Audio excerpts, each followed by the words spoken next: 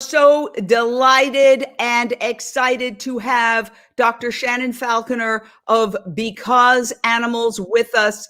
We're talking about something pretty revolutionary here. The amount of meat that American dogs alone consume would be the 9th largest meat eating country in the world if those dogs were considered their own country. So a lot of animals are being killed to feed animals. And Dr. Falconer has come up with an alternative. Take it away. What is your product, and what is all the exciting news around your product, Doctor? Yes, no, thanks very much, Jane. So we are creating cultured meat for both cats and dogs. Dogs, of course, being omnivores, so they don't need meat to survive. We are preparing at this moment, actually, we're creating a nutritionally complete vegan dog food made with seeds and nutritional yeast and fruits and vegetables. But in the future, we will also have a cultured meat-based food for dogs as well, because some people, they don't want to feed their dogs a plant-based diet, and for those folks, they need an alternative, and so that means cultured meat. So basically, cultured meat is meat. It is not a meat alternative, but it is produced in an alternative way. So that's what we're creating. And of course, we're creating cultured meat for cats as well. For us, we're making cultured meat. We're making a cultured mouse being the ancestral diet of the cat. So in the wild, cats eat mice, they eat small birds, and they eat insects. At the moment, most meat in commercial pet food is either bovine or poultry protein. These are some of the main allergens for cats and dogs. So in creating cultured meat, we really saw this as an opportunity to create the protein source that's most evolutionarily appropriate for our cats. So that would be mouse. And that's what we're working on. Well, let's play a video from your website, becauseanimals.com, and we can discuss on the other side. So here we go. I'm going to put this up, and we are going to hit play in 1 second. There we go. Thank you for your patience, those of you watching at home. Here we go. At Because Animals, we recognize the nutritional value of meat, especially when it comes to our pets. That's why we're making cultured meat for your dogs and cats. Cultured meat is not vegan and it's not plant-based. Cultured meat is 100% real meat. Our cultured meat is grown from a small sample of humanely harvested animal cells. We feed those cells a mixture of protein, vitamins, minerals, and other nutrients, all inside our bioreactor, where they grow and divide and ultimately become cultured meat without harming a single animal. We then harvest the meat and use it in our nutritious recipes for cats and dogs. We're making safer, healthier meat for a healthier planet. Because animals. All right. Well, there you go. And that is the website, becauseanimals.com, which you can visit. And so I think this is a very sensitive subject. We are a vegan site. I'm a vegan. But as Jean Bauer of Farm Sanctuary said so eloquently, whatever stops the most suffering. Your product is not technically vegan, but you could essentially eliminate the 9th largest meat-eating country in the world, and that's just American dogs. Billions of animals are being killed to be fed to animals. There's a ginormous marketing campaign that the meat industry has waged, saying your dog needs to eat 100% meat and a lot of meat, no grain. You see these dog foods that say no grain as if that's a good thing. So what you're doing is sort of embracing that reality and coming up with an alternative that is, according to you, cruelty-free.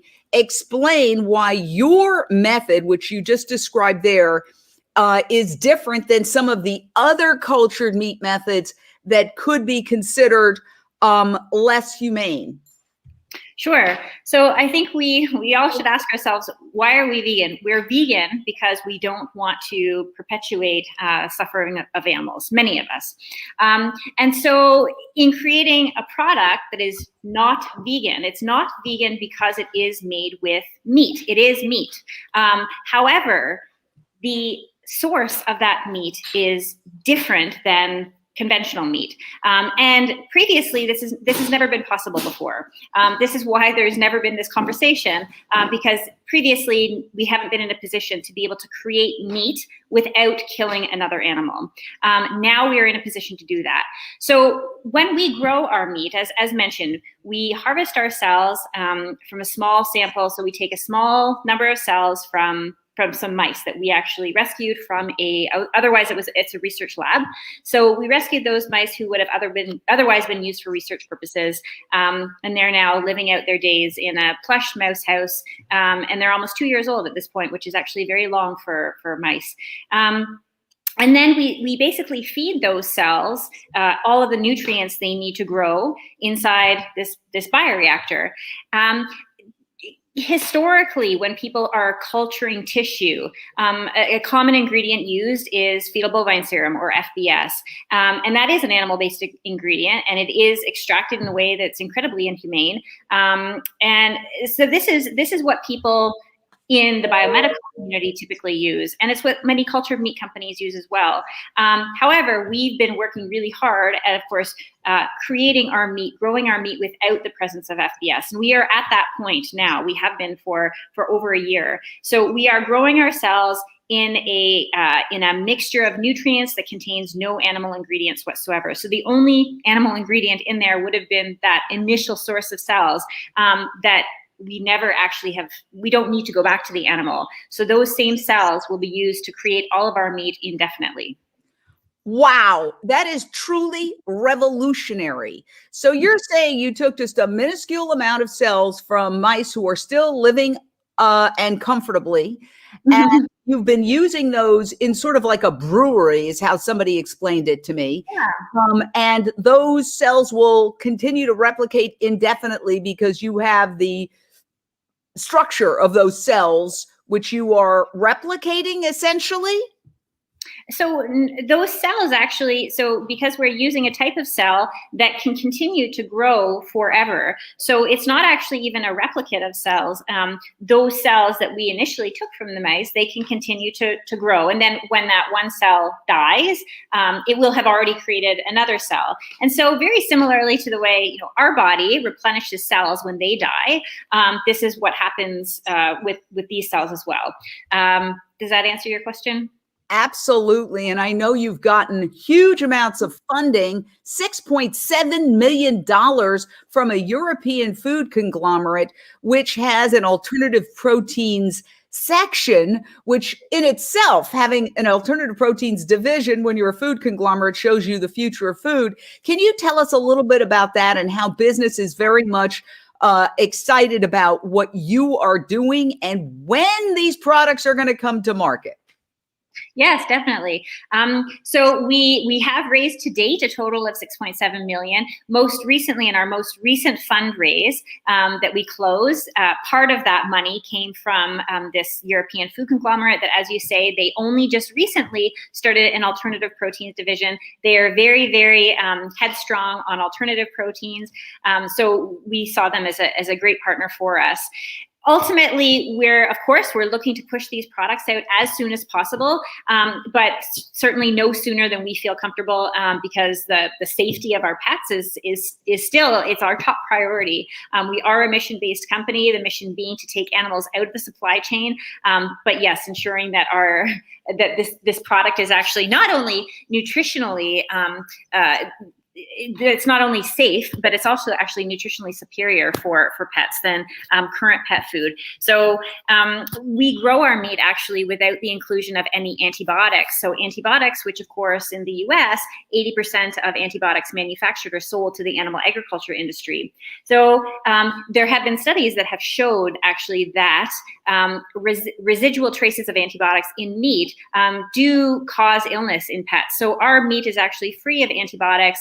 certainly free of any pathogen contamination. So we stand to actually make a nutritionally superior, safer product for our pets as well. And we're pushing to launch a very, very limited batch version of our cultured mouse cat treat in 2022. But when the nutritionally complete food is available, that will probably be a few years out. Wow. This is, I think, one of the biggest breakthroughs in the compassion movement ever. Again, a huge percentage of the animals being consumed on this planet are being consumed by other animals, particularly companion animals, dogs and cats. And this is an alternative that, as you've heard Dr. Falconer describe, is humane. If what you're saying is accurate, and I have no reason to doubt you, this is a humane alternative that could save literally billions of lives. We are talking to Dr. Shannon Falconer, who is the CEO of Because Animals. They also make vegan pet food and probiotic sprinkles. So you can visit becauseanimals.com and get a pumpkin new cheese organic dog cookies and get a probiotic. So you are now branching out into this other realm. Now, one of the concerns or critiques of cultured meat has been it's so expensive.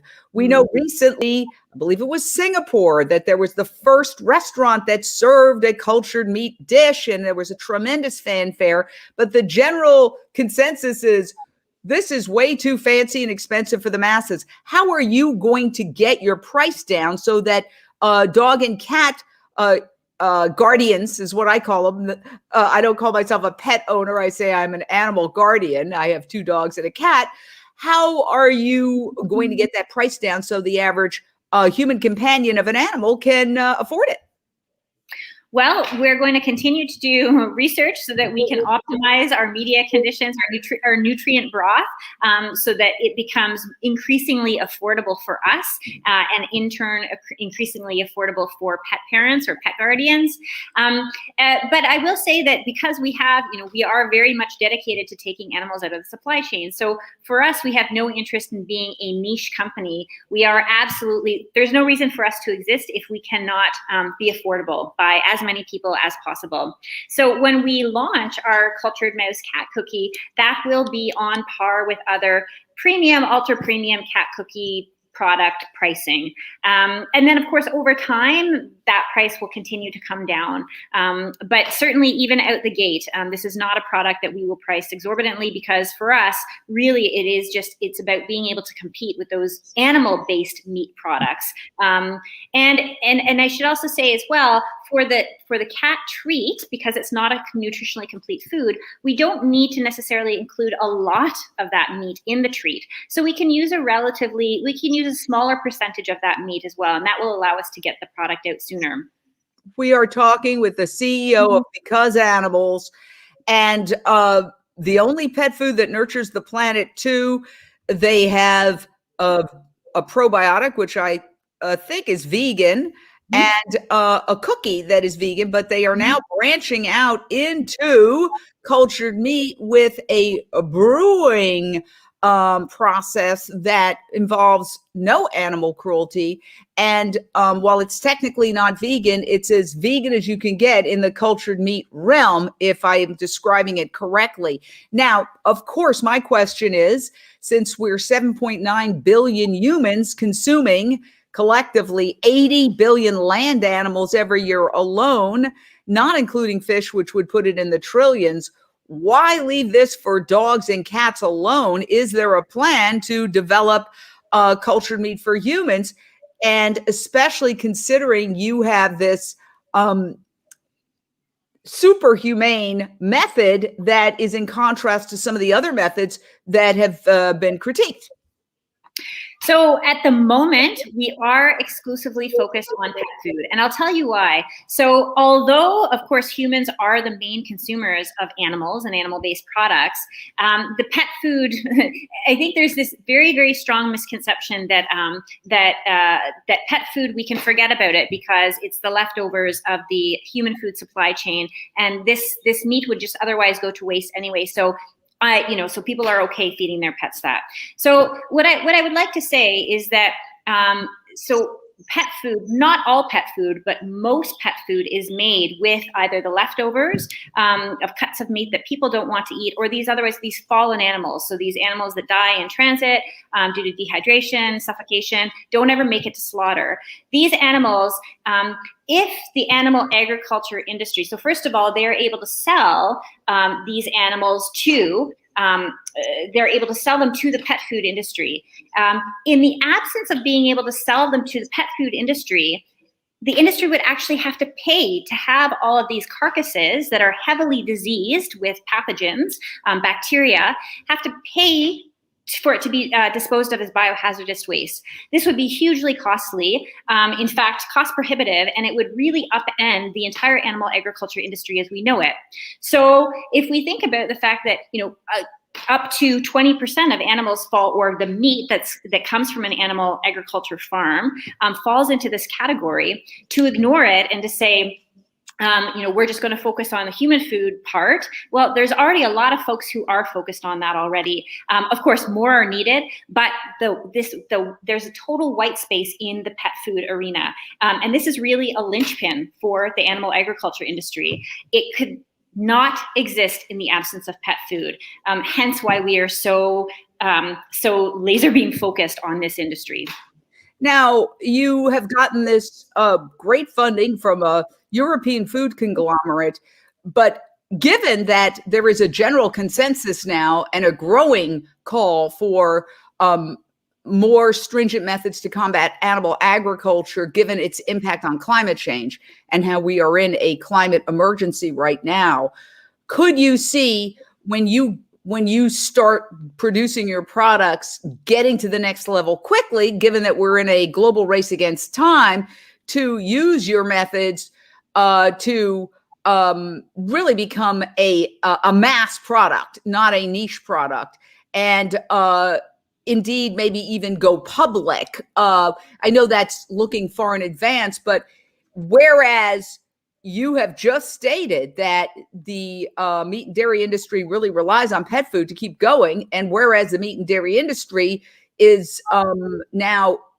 subject to a growing chorus of complaints that it is truly either a leading, some have argued the leading cause of our climate catastrophe, which includes habitat destruction, wildlife extinction, drought, etc. Do you see big forces getting involved? Because let's face it, if we are truly in a climate emergency, it's going to hurt all business. It's not in our self-interest to pursue a method that is going to have such negative consequences down the road, an industry. Yeah. So certainly, I mean, I think for us as a company, because we are so dedicated to, of course, we're a business, but first and foremost, actually, we are dedicated to taking animals out of the supply chain. So for us, we will make any decisions that could enable this technology, our technology, to advance the entire industry as a whole,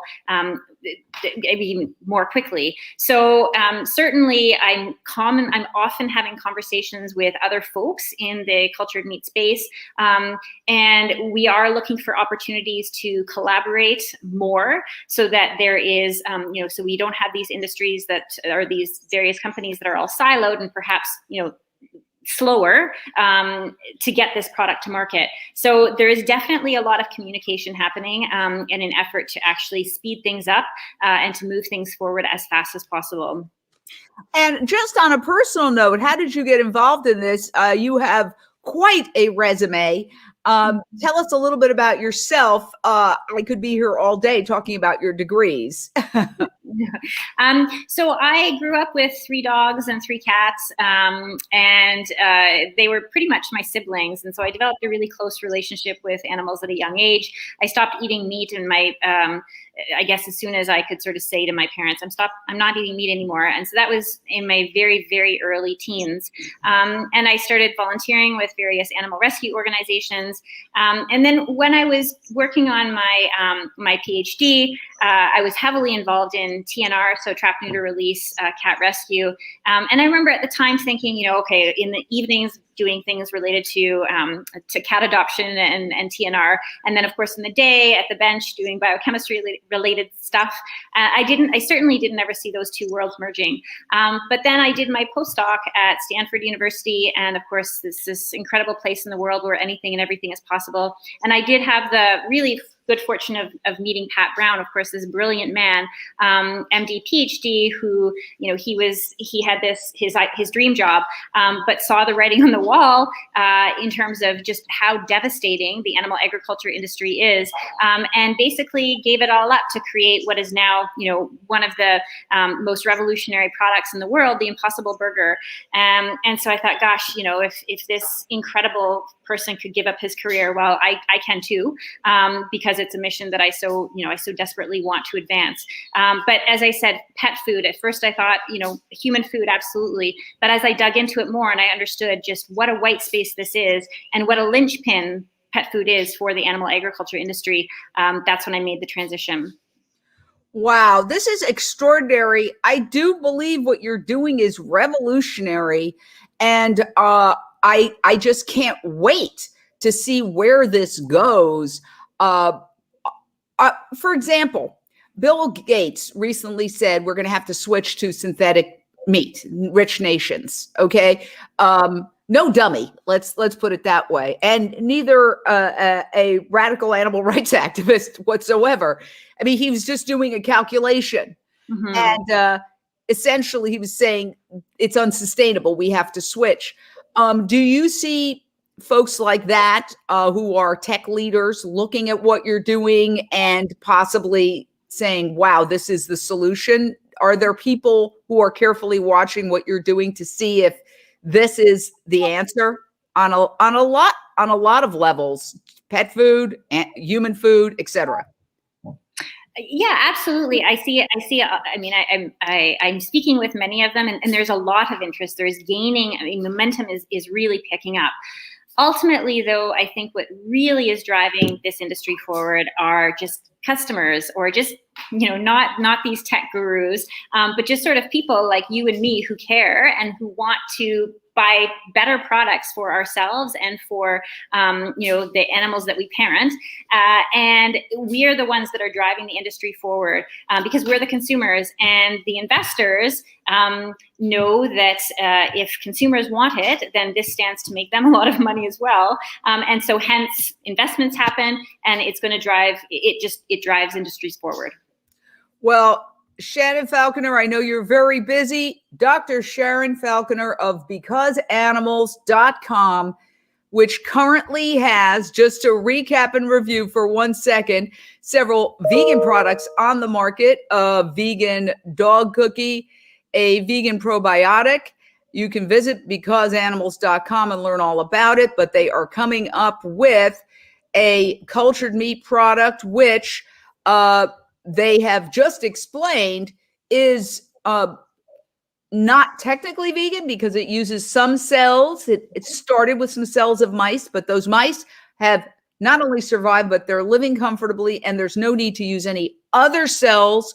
They have fueled essentially a brewery of meat that is biologically meat, but is humane, potentially saving the lives of millions, even billions of animals down the road. Wow.